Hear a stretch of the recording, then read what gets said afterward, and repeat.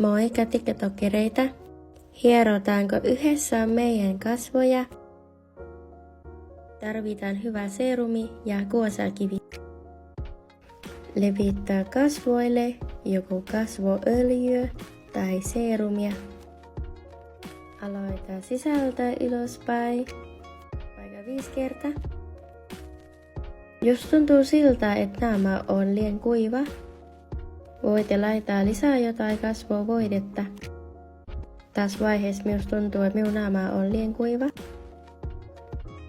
Sitten aseta kivi keskileukaan 45 asteen kulmaan. Tee liike noin 5-10 kertaa per puoli. Kuosan perusideana on mikron verenkierron parantaminen, joka taas parantaa immunesteiden virtaamista. Kuosaa käsittää